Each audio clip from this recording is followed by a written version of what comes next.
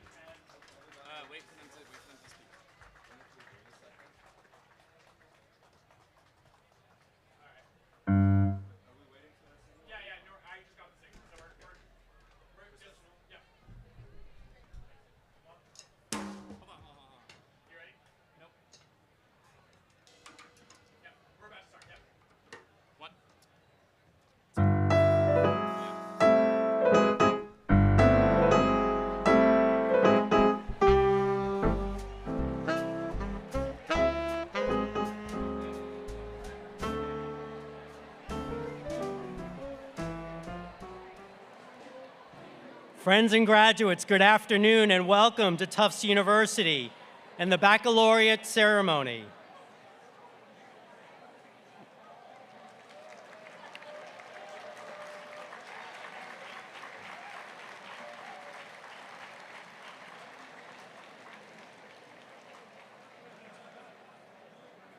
The Baccalaureate ceremony at Tufts University is a tradition since 1864.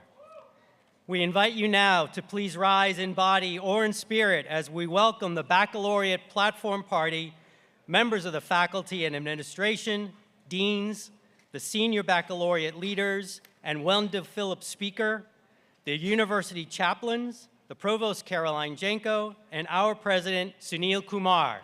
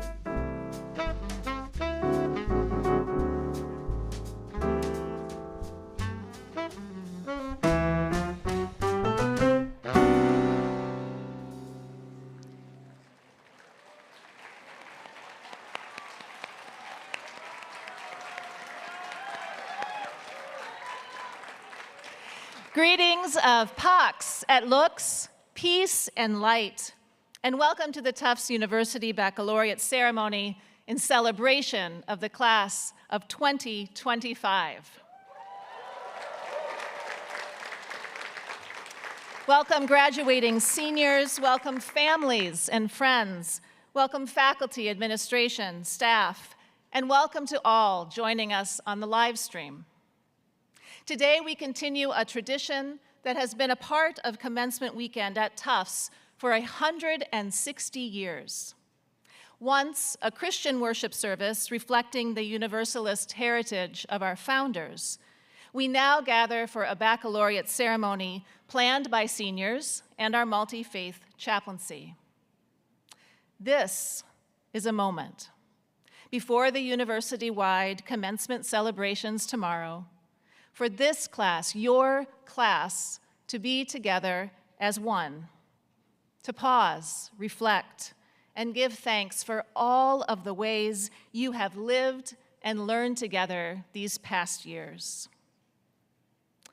Just beyond this glorious green sits Goddard Chapel and its historic stained glass windows. One of them, pictured here, often arrests me.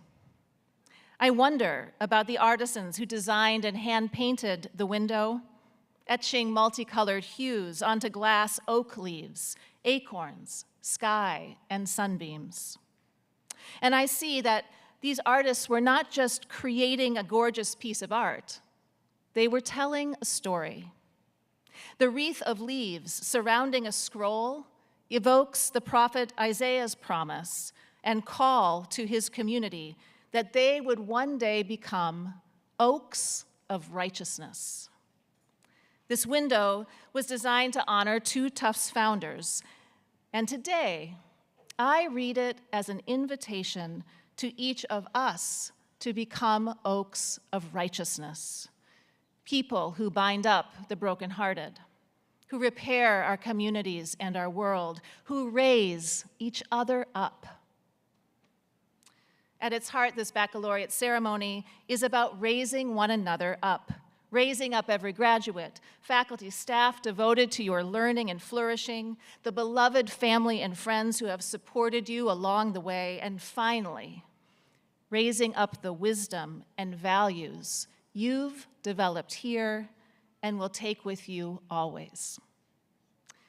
May it be so as we now engage in this celebration and hear from members of the senior class themselves. Pax et Lux, you may be seated.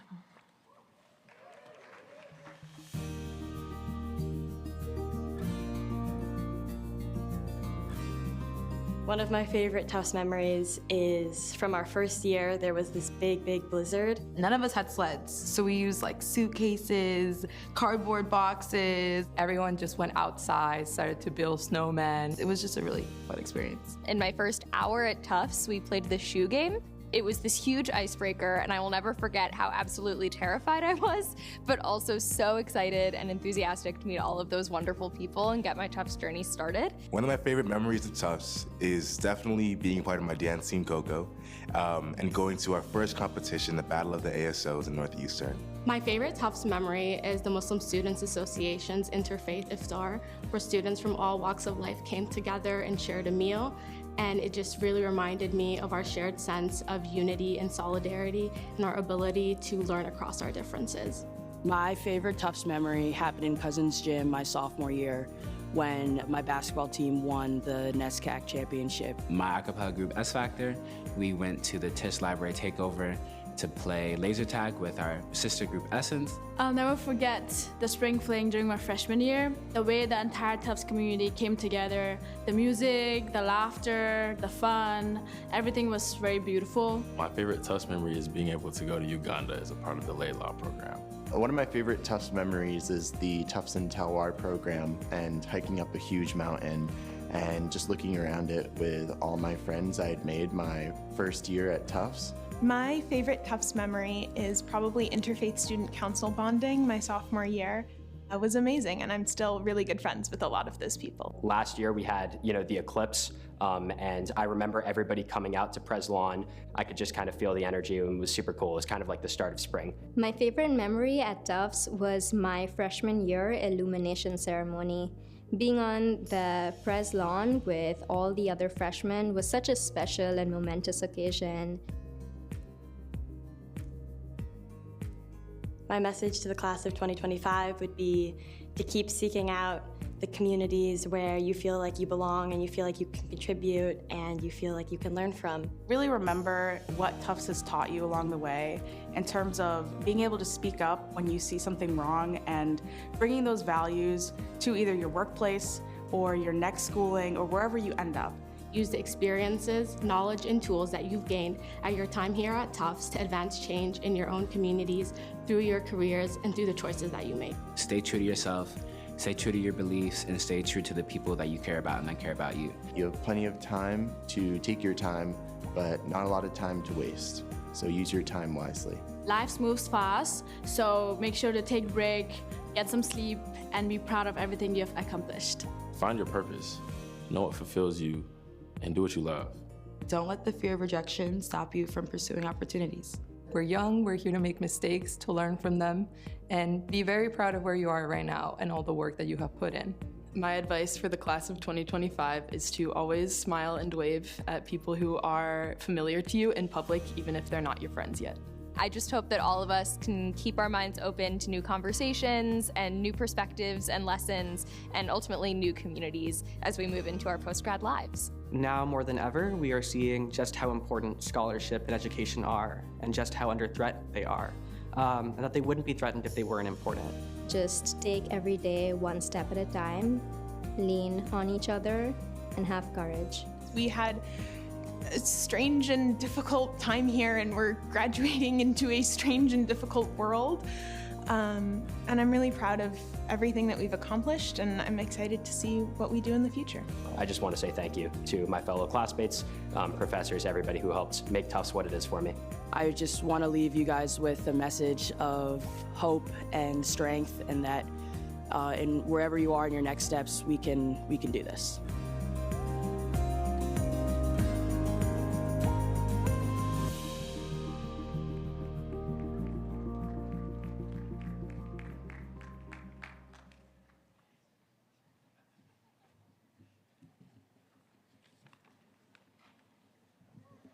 Hello.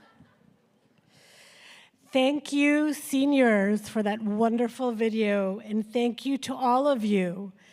There is so much kindness, selflessness, and service alive in the class of 2025. You embody the tough spirit of barrier-breaking courage to activate positive change and to make our world a better place. Each year, the Wendell Phillips Award honors a member of the senior class who stands out not only for their academic excellence and public spirit, but for their ability to inspire through words and action. Someone who, like Wendell Phillips himself, speaks truth with courage, compassion, and clarity. Today, we are proud to introduce such a voice, Ayomide Oloyede.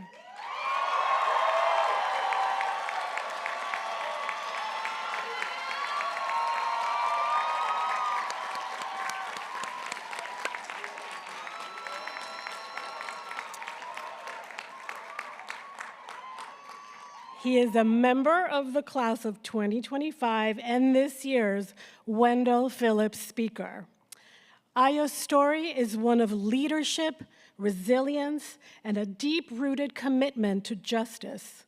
A first-generation college student from Columbus, Georgia, Ayo came to Tufts with a vision: to serve, to advocate, and to uplift. That spirit of service runs deep in Ayo's roots. Raised in a family grounded in faith, he credits his parents for instilling in him the belief that the most priceless things you can offer someone are your time and support. That belief has shaped every step of his journey. He majored in international relations with a minor in French, a course of study that reflects his global awareness and commitment to communities across the world. On campus, Ayo has been a powerful advocate for underrepresented voices. As a Tufts Community Union Senator representing the first resource center, he has worked tirelessly to support first-generation and low-income students. He is also a Tisch Scholar, and his commitment to civic leadership extended to the halls of Congress, where he served as a Congressional Black Caucus Foundation intern in the office of Representative Danny K. Davis. There, he helped draft policy, prepared speeches, and even contributed 3 times to the Congressional Record, a rare honor for an undergraduate. But Ayo's voice carries just as powerfully through his art. As a spoken word poet, his words reflect not just intellect, but soul. His poem, I Wish for a Rose in a Garden, earned him the 2023 MLK Student Voices Award, recognizing his gift for blending activism, empathy, and artistry in service of a better world. A disciple of music and a master at improvising, Ayo and his band, Systemic Flow, frequently create songs with words given to him on the spot. When I first met Ayo, he shared this idea with me. Showing up is an attitude. It's not a transaction. It's a powerful reminder to be present, mentally, emotionally, and energetically. It's a choice rooted in commitment and care, not obligation or reward. You are not there because you're getting something in return. You are there because you believe in what or who you are showing up for. It reflects authenticity, integrity, and investment. A reminder to value presence over response, curiosity over control, and connection over correction. Ayo is always encouraging others. He goes the extra mile for his friends. During their time at Tufts, they have spent countless hours in deep conversation about everything, finding common ground in faith, the greater good, the centrality of love. In building relationships, he is genuinely curious about others and is not afraid to be vulnerable or show love. When I asked Ayo's friends to offer up words to describe him, the words came quickly. Welcoming, energizing, no pressure, all love, all respect. A powerful person to connect with, a bubbly personality. He teaches people how to listen. And my favorite, Ayo is like having a piece of home with you. Ayo's friends admire his energy, how civically engaged he is, and his openness to new ideas. They marveled at his special ability to connect with people and connect people, and be so present and in the moment. Over and over, though, Ayo's friends mentioned his kindness and how that energy drew them in. As they said, it is impossible to know him and not love him. What makes Ayo especially deserving of the Wendell Phillips Honor is not just his record of service, but the spirit in which he serves. He leads with humility, he speaks with integrity, and he lives by the question he often asks others: how can I help you? Ayo's journey is a powerful example of leadership, and his experiences reflect a deep commitment to understanding and addressing the needs of others, both within the Tufts community and beyond. Ayo will begin the next chapter of that journey at Stanford Law School.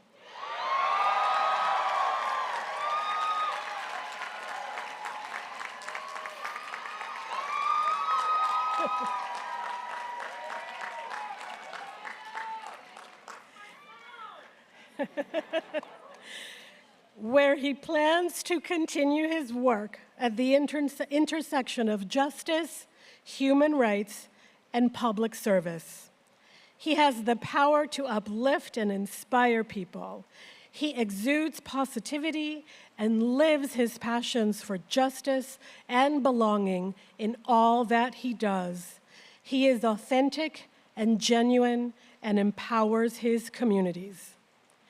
In honoring the legacy of Wendell Phillips, a human who used his voice to challenge injustice and awaken the conscience of a nation, we are reminded today that those legacies live on in the students among us. And this year, they live on powerfully in IO. Please join me in welcoming your 2025 Wendell Phillips Speaker, Ayomide Oloyede.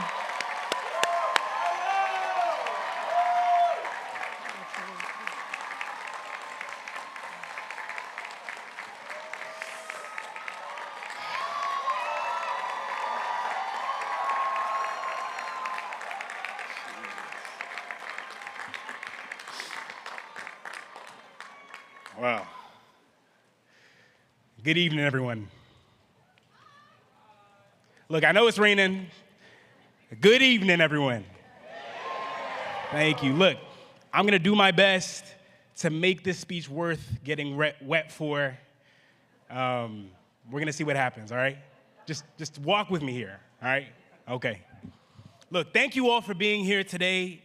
To the faculty, staff, and administration, thank you for your guidance, your belief in our potential, and thank you for those extensions on papers and projects. I definitely needed a couple of those. To the friends who have cheered us on through both the triumphs and the challenges, your love and encouragement have been a constant source of strength. To the families, we love you and we appreciate you, and we're sorry we didn't call enough. Please accept our deepest apologies along with this degree. And to the everlasting, extraordinary class of 2025, can I get a trunks up? Come on now. Look, I am deeply grateful for the privilege of addressing this student body, and if my time among you has convinced me of nothing else, it is that a great many of you could deservedly be standing here. So I will do the best I can today to honor our voices. Whether or not you've had the chance to learn about the namesake of this speech, Wendell Phillips, as we will reference, he was an epic figure for social justice, fearless and unflinching under every heading in the 19th century. And look, I'll be honest, these past 4 years have been challenging, to say the least. If you don't agree, I will just remind you that TUPD did not have emotional support dogs when we got here. Things change. In fact, a lot of things have changed since 2021. See, back in my day, we called the building on the tennis courts the mods. Now they're part of a new residence hall, the Courts at Professors Avenue. This roof didn't even have windows back then. Things change. Look, it's a tired cliche. The one constant thing about this life is that things, say it with me, change. What's more interesting and self-defining, though, is how an individual or a community responds to it. Of course, in the comforts of our own homes, churches, and workplaces, we declare our reasoned beliefs openly. We confidently list the steps of how we would respond when faced with certain crises. Still, when the ground shifts beneath you and the hypotheticals become real, something deeper comes out. You're forced to decide what kind of person you want to be, but many of those beliefs and values, for whatever reason, abandon you. We all imagine we'll rise to the occasion until the pressure hits. And when it does, it feels a lot like a stress test. A stress test is a medical exam that shows how healthy your body really is when it's under pressure. A lab assistant straps wires to your chest, presses a button, and then a treadmill starts. Slowly at first, then faster, The incline rises, your breath shortens, your muscles tighten, your heart beats faster and faster. And it's a test to reveal what doesn't show when life is easy. Look, over the past 4 years, we have been stress tested. And just as enormous pressures at high altitudes or great depths challenge the systems of spaceships and submarines, our own vascular system and all that relies upon it, most notably our minds and consciences, can fail us. This pressure, you'll remember, came at us in waves.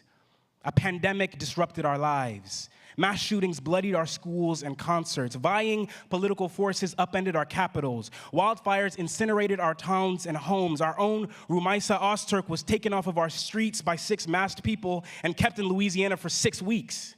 We witnessed wars and humanitarian crises from Ukraine to Sudan, from Gaza to Tigray, all of which has forced us to wrestle with moral truths and what it means to value human life. And somewhere in between it all, we had to do our undergraduate duties. We had papers to write. We had code to compile, problem sets to finish. The treadmill didn't slow down. The incline didn't get easier. And yet, here we are.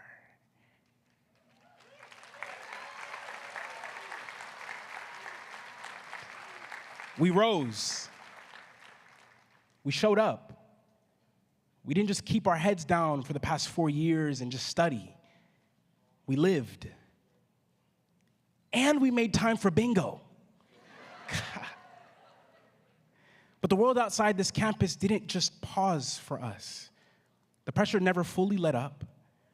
And when pressure rises, something shifts, not in your body, but in your character. The values that hold us together, empathy, compassion, love, they begin to weaken. They're easier to ignore, very much the way familiarity with our rituals like the prayer before a meal or gestures of respect become hollow movements without meaning. Because it's easier to run away. It's easier to stay silent. Easier to tell ourselves, hey, look, it's not my fight. They're not talking about me. And bit by bit, a dangerous tolerance for dehumanization and indifference to cruelty seeps in. We justify mistreatment when it doesn't directly touch us. We reshape dignity into something conditional, something earned. Look, we believe that dignity belongs to everyone. We believe every person bears the image of God in some form or other. Everyone makes mistakes, sure. But we believe that doesn't put anyone's worth up for debate. And throughout history, there were people who refused to let the world forget that truth. We look to John Lewis, beaten and bloodied for daring to walk across a bridge in Selma, yet still choosing love over hate. We look to Ralph Bunche, the first Nobel Peace Prize winner of color who negotiated peace across borders and refused to let politics decide who deserved justice. We look to Wendell Phillips, for whom this address is named, whose family tried to have him committed because he dared to speak out against slavery, and yet he never stopped fighting for human dignity. As he said at John Brown's funeral, ours is the age of thought. Hearts are stronger than swords. Under enormous pressures, they acted on conviction, not convenience. They chose to stand up, even when the world of opinion pressured them to do otherwise. Look, Wendell Phillips asked for this 2-word inscription on his gravestone: infidel, comma, traitor. He meant by that he would rather be considered an infidel to every church that compromises with wrong and a traitor to every government that oppresses the people. Their sense of who deserved dignity was never shaped by public opinion. It came from an unshakable belief that every single human being matters. That seed of dignity planted in the age of reason inspired generations who refused to let it die. It fueled workers who stood for fair wages. It empowered women suffragists who demanded the right to vote. And it still calls to anyone who is bold enough to believe that dignity should never depend on power, privilege, or popularity.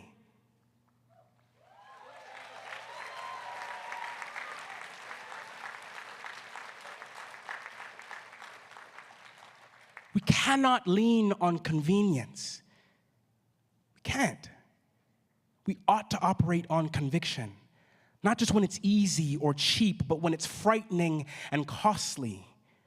when we choose to treat people with dignity, not because they meet our standards or share our background, but because they are human, then and only then do we begin to realize a society that is worth immortalizing.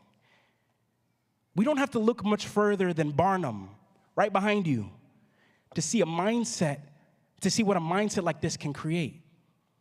The Tufts University Prison Initiative, or TUPIT, housed in the Tisch College of Civic Life, has taken a radical approach to reentry from prison.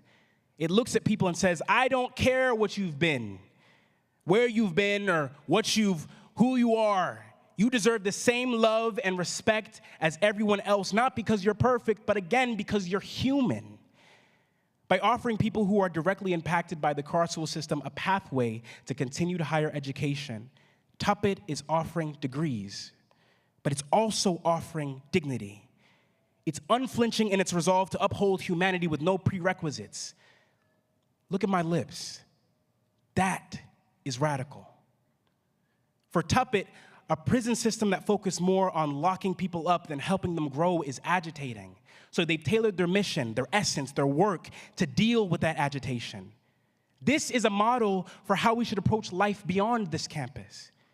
But each of us carries a different assignment. Each of us has an issue in the world that we don't think should exist, some injustice that shakes us, stirs us, follows us, and that is where our work begins. That feeling, that fire, that's what I call your tailored agitation. Maybe it's seeing someone you love struggle with addiction and try to heal. Maybe it's stories of Black women being ignored by their medical providers. It could be the lack of tech accessibility for blind folks or climate change affecting the quality for aging populations. Look, I'm not asking you for anything in this speech other than to figure out what that is. It exists within you. It upsets you naturally. Whatever it is, let's hold on to it. Let it be the fire that drives us, the thing that pushes us to act when it's easier to look away. Look, newsflash, things change. But we don't have to stand by and hope that things change for the better. We are the change.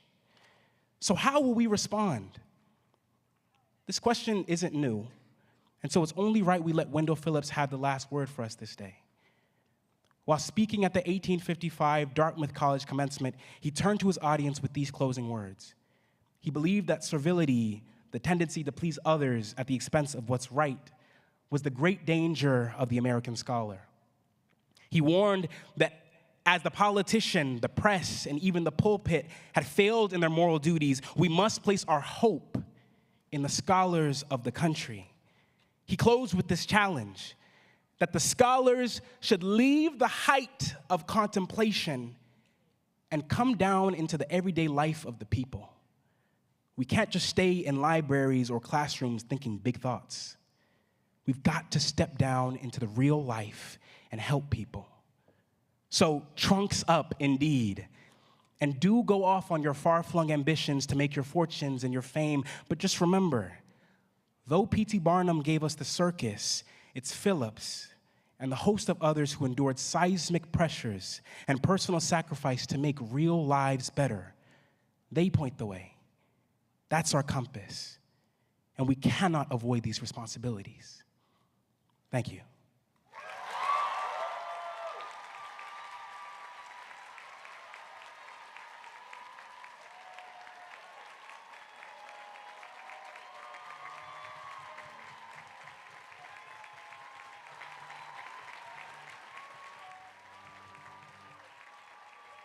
And it stopped raining before the end of the speech, y'all. It stopped raining before the end of the speech. Come on.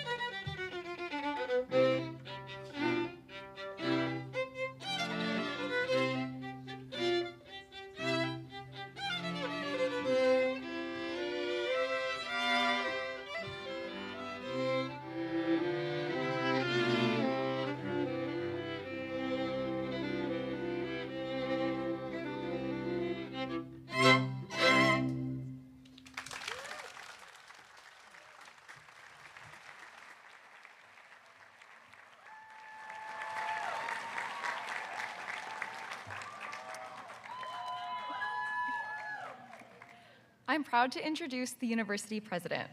Sunil Kumar is the 14th president of Tufts University and assumed office on July 1st, 2023. He also serves as a professor in the Department of Electrical and Computer Engineering at Tufts University's School of Engineering. At Tufts, Kumar is strongly committed to preserving and enhancing the emphasis on a liberal arts undergraduate education within a tight-knit and student-centered environment. He is also focused on enabling conditions that foster cutting-edge teaching and world-class research that serves both national and global interests through Tufts' many graduate and professional schools. Born in India, Kumar received master and bachelor's degrees from the Indian Institute of Science in Bangalore and from Bangalore University, respectively. He earned a PhD in electrical engineering from the University of Illinois at Urbana-Champaign. Please join me in welcoming President Kumar to the podium.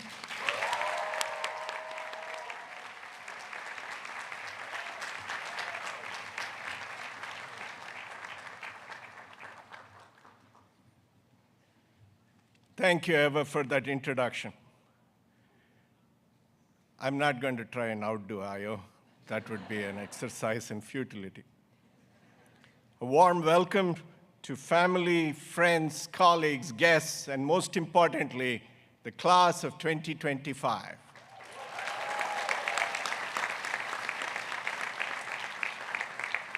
Most things we celebrate, we achieve with the help of many others. Giving thanks and acknowledging support must go hand in hand with celebration.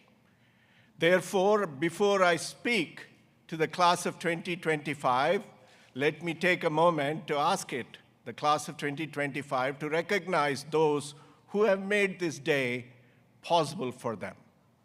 Parents, grandparents, siblings, partners, children, and friends.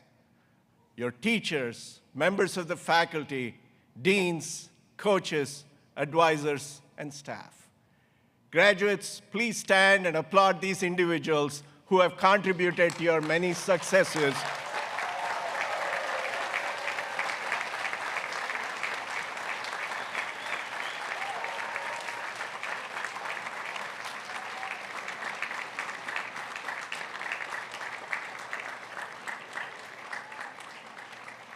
I would also like to thank the students who have enriched this day with important messages who will enrich this day with important messages of their faiths, traditions, and philosophical perspectives. Thank you to the string quartet and the jazz quartet for sharing your talents with us, enlivening the ceremony through music. Special thanks to Reverend Elise Nelson-Winger and her colleagues in the University Chaplaincy for organizing this afternoon's celebration. And thank you to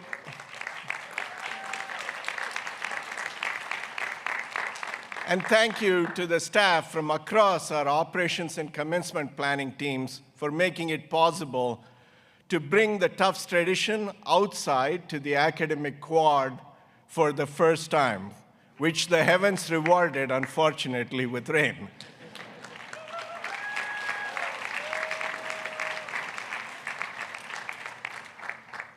Finally, thank you, Ayo, for that incredible Wendell Phillips address.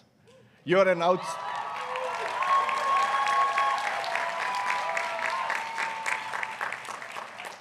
outstanding representative of the class of 2025, and we are all very proud of you. Stanford is lucky to have you, and I've let them know that. Before I share my reflections on your class and what lies ahead for you, I'd like to pause for a moment in the memory of Sam Summers, psychology department chair and professor, highly regarded teacher, and beloved, impactful researcher and beloved colleague who passed away unexpectedly earlier this spring. Sam made everyone around him better and feel better. Last year, a mass email circulated as an April Fool's joke, one in poor taste, I might add. It announced my sudden demise. As an engineer, I feel obliged to add that it was accurate, merely sent prematurely. Sam came to see me a few weeks later. He had had a T-shirt printed up with Mark Twain's famous quote on a premature obituary and gave it to me. He knew it would cheer me up. We both had a good laugh then. Although no longer with us, Sam leaves behind an enduring legacy in the hearts and minds of his students, colleagues, friends, and family, and everyone whose lives he touched. I, for one, will not only treasure that T-shirt, but also the funny, kind, and thoughtful person he was. Let's pause in a moment of silence in memory of Sam.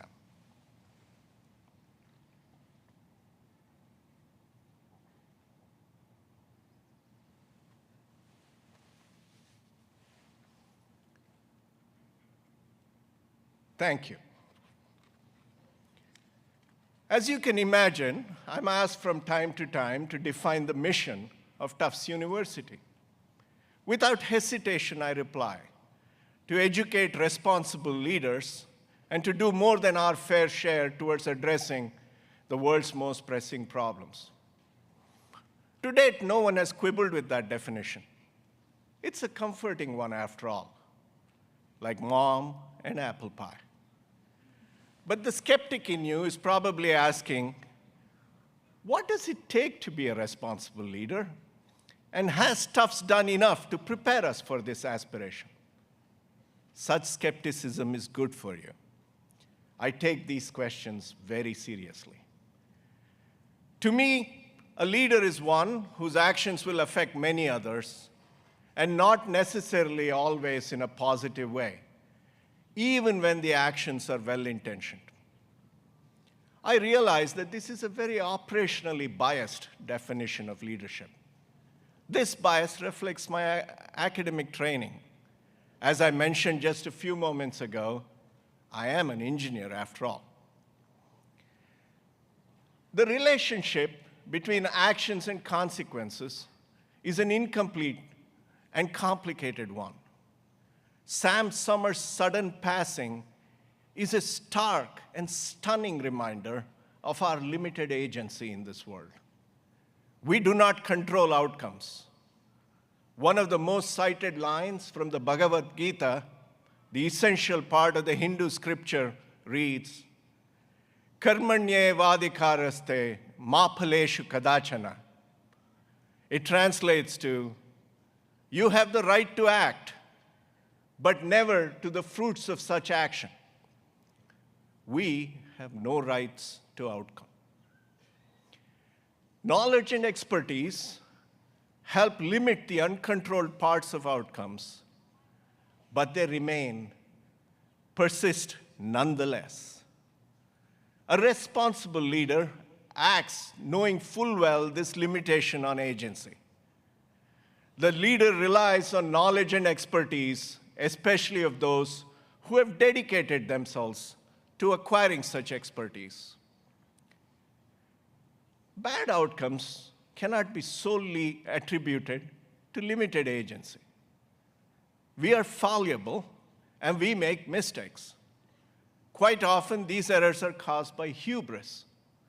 We are sure that we are doing the right thing, only to realize that we were wrong to act the way we did. Moreover, a good outcome does not excuse an erroneous decision. Responsible leaders have the humility to know they can be wrong and that the meanest of their detractors may have something they can learn from. They know when they were good and when they were merely lucky. And they learn from these mistakes.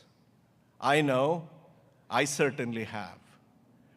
Finally, a leader's decision affects others in many different ways, and often there is no single best decision.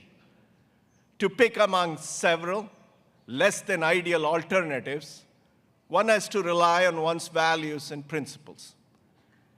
Acting on mere expediency never survives the test of time. Almost by definition, what is expedient today ceases to be that tomorrow. So one has to make hard calls. My goal in laying out this forbidden list of what it takes to be a responsible leader is not to dissuade you or fill you with doubt and anxiety. Nor, heaven forbid, is it to make excuses for my job and the decisions that I have made. Rather, it is to lay out objectively what it takes. Knowledge and expertise, and a willingness to rely on knowledge and expertise. Humility and a willingness to accept and learn from mistakes. A well-developed set of values and principles unique to you. Written this way, the list is not forbidding. If you think, I got this, you would be partially right. Your Tufts education and the very special Tufts community have given you a great start on each of these dimensions. But none of these are static. They all evolve over time. As you develop and strengthen these characteristics over the coming years, remember not just what you learned here. Remember also what it means to be a jumbo. You have the depth and expertise in your chosen area. You can think for yourself with clarity and candor. You have the humility to learn from even those you disagree with, and most importantly, from life. You know that it is not enough to do well for yourself. It is necessary to do good for others and to take care of the herd. You have a set of values and principles that you will constantly test, hone, and refine for yourself. I'm almost at the end of my remarks, and you may be surprised that I haven't mentioned anything so far about the attacks on higher education or any of the other dramatic developments of the day. It is not that I'm not concerned by these. It is just that the appropriate time frame for this address is the rest of your life. Given that, worrying about what happens today seems rather myopic. That said, I'm relieved that Rumesa Ozturk has been released to continue her thesis.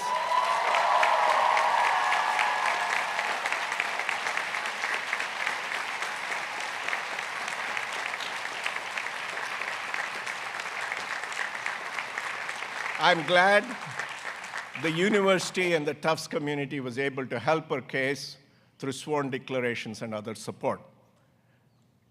Unfortunately, the future may yet hold curveballs.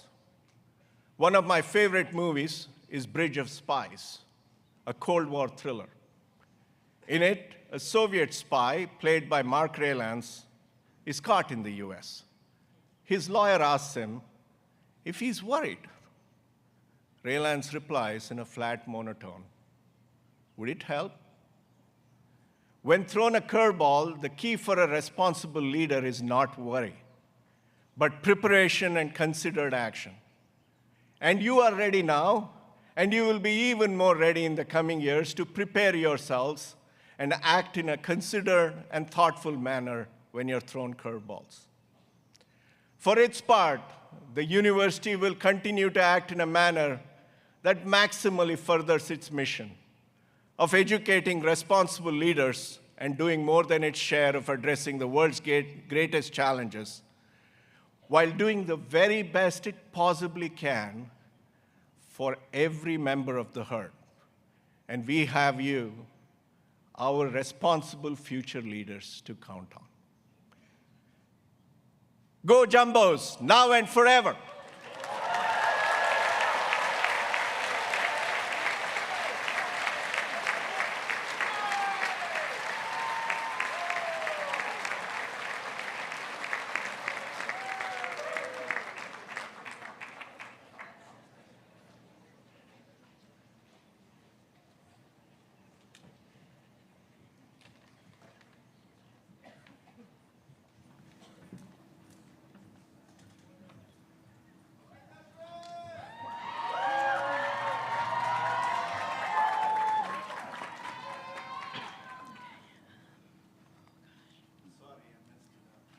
all good, trust. A couple of tough acts to follow, and the sun came out during Io's speech, so we're gonna try our best. But we just want to share a few words to the class of 2025. Sorry, there's no elevator music, so bear with me.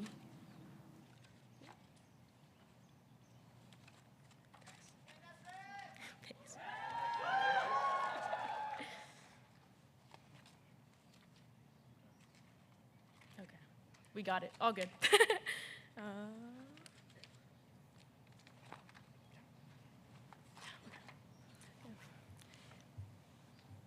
In this moment, we offer thanks and joy for our years together in this place and for the values that Tufts University, at its best, imparts. Love of learning, commitments to service, civic engagement and advocacy, understanding of the unity of all living beings, sense of community, respect for others, ourselves, appreciation of friendship, creativity and beauty, and deep gratitude for those who have accompanied and support us. We give thanks and joy. We offer thanks and joy for the intellectual and creative aptitudes and skills that Tufts hones and sharpens, the ability to think critically and imaginatively, to willingly question our own beliefs and assumptions, to listen with openness and compassion, to move from theory to practice and from reflection to action, to engage with diverse historical, scientific, and cultural contexts, and to analyze, collaborate, and work with new tools. We give thanks and joy. We offer thanks and joy for the experiences that clarified who we are and who we are becoming, for the times when we felt our studies and aspirations aligned with our deepest values, for the times when we then used our voices and took action for equity and justice, for the times we asked for help and received it, and for the opportunities that challenged us, allowing us to learn from our mistakes, and for the ways we have each explored our passions as scholars, leaders, and community members, and for the questions we are still asking about our callings and vocations. We give thanks and joy.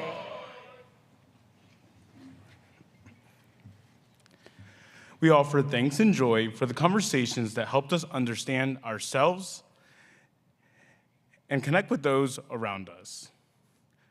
For the people who uplifted us in difficult moments, and for those who pushed us to broaden our perspectives and gave us feedback. For the moments of love and laughter and the feelings of kinship. For all the conversations in classrooms, labs and studios, dining halls, dorms and apartments, identity centers, fields, and maker spaces, hallways and benches that led us to mature and grow. We give thanks and joy. We offer thanks and joy for the trips we have taken both together and independently, each time with new confidence and insight to explore our neighborhoods and discover the world. We offer thanks for exploring new places that intrigued our curiosity, both at home and abroad, and for Tufts becoming a place to call home. For walks to Davis Square, hikes to the Fells, outings to the MFA, delicious food in the North End and Chinatown, riding the red and green lines in and out of Boston, finally, and for all the wisdom and generosity of our host communities, we give thanks and joy. We offer thanks and joy for the memories of this place that will remain imprinted on our minds. Watching the sun set from Tisch Roof and painting the cannon at night, sharing meals with friends at DeWick and Carm, and reconnecting with old ones in line at Late Night Commons.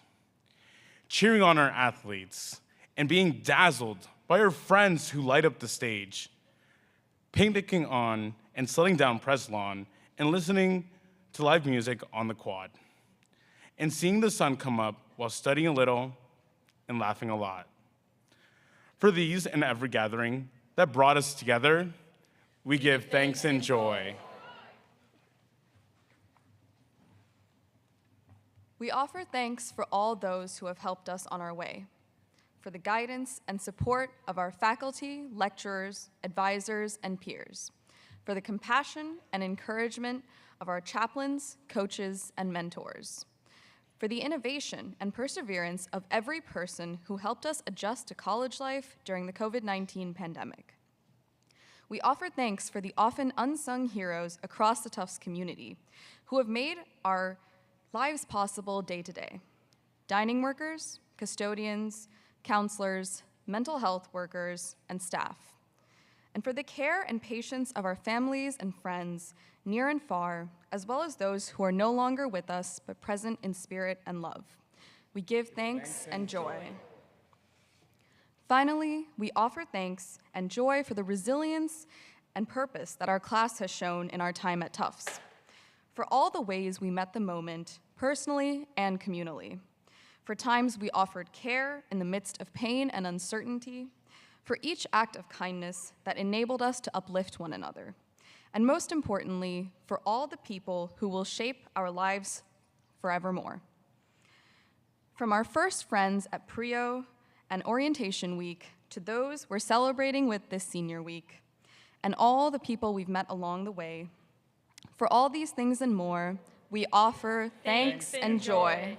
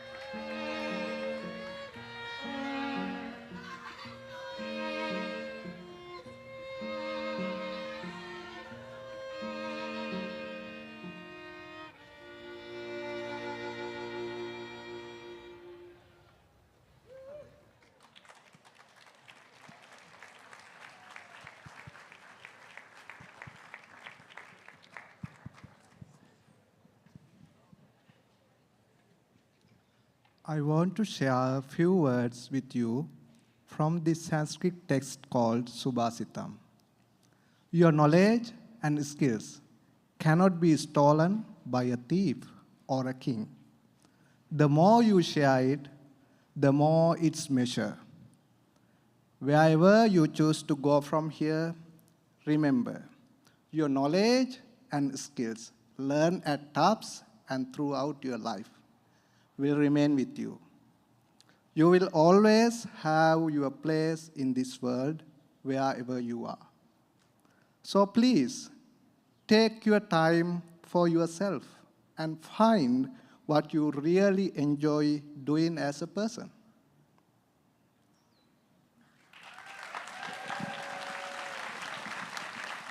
I offer these words from my Protestant Christian tradition written by the Reverend William Sloane Coffin. May God give you the grace never to sell yourself short, grace to risk something big for something good, and grace to remember the world is now too dangerous for anything but the truth and too small for anything but love.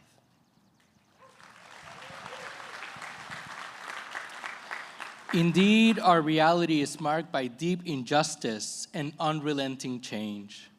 Yet, it is also a world of boundless possibility, where your ideas, your actions, and your choices will shape not only your future, but the future of others. There is meaning in the questions you ask, the communities you build, and the courage with which you engage the world's difficulties. May you move forward not just with ambition, but with purpose. May you cultivate wisdom alongside knowledge, compassion alongside success and failure. And may your efforts nourish a life of integrity, justice, and love.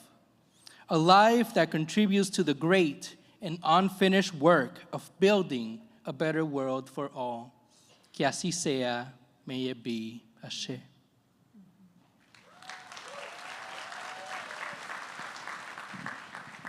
One of my favorite poems by the Catholic peace activist and poet Denise Levertov is entitled A Gift, and it ends with these lines. You are given the questions of others as if they are answers to all you ask. Yes, perhaps this gift is your answer. My friends, as you go on into this next stage of life, may you be blessed with good questions.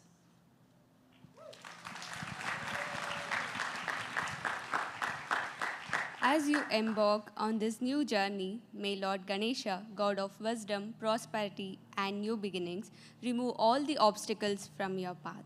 And may Ma Saraswati, goddess of knowledge, learnings, music, and arts, bless you with the wisdom and knowledge. Remember the teachings of Bhagavad Gita. You have the right to perform your actions, but not the fruits of your actions. Strive with dedication, but detach from the outcomes. May your efforts bring light to the world, and may you always find peace, purpose, and growth. Namaste.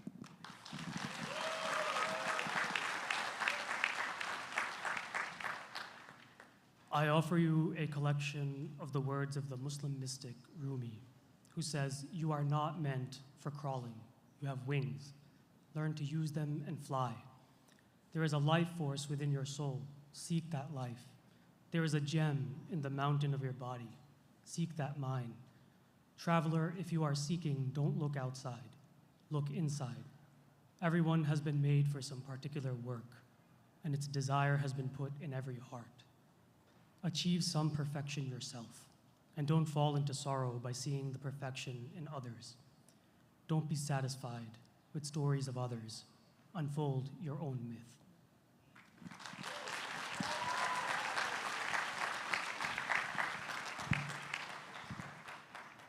Dear graduates, there are times when we no longer feel part of the same story. The Talmud teaches that the law follows Bet Hillel, the school of Hillel, not because they were smarter, but because they studied opposing views alongside their own and taught their opponents' views choose first. True wisdom is not about winning, but about listening. As you write your own story, may you do it alongside others and see those who disagree with you as fellow human beings made in the image of God. Peace is holding difference without division. Go forth and be builders of that peace.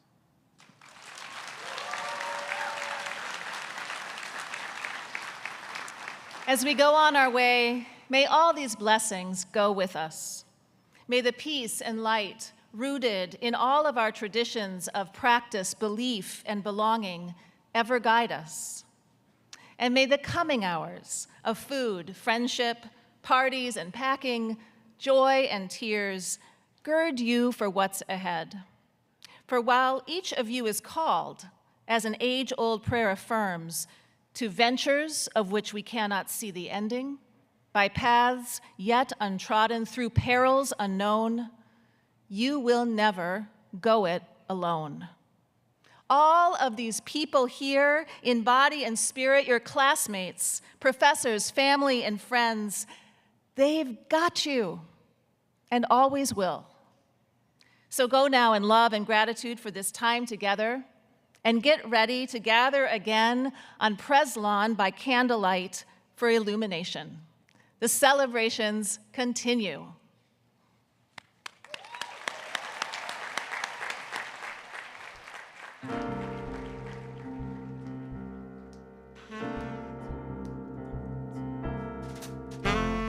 Thank you.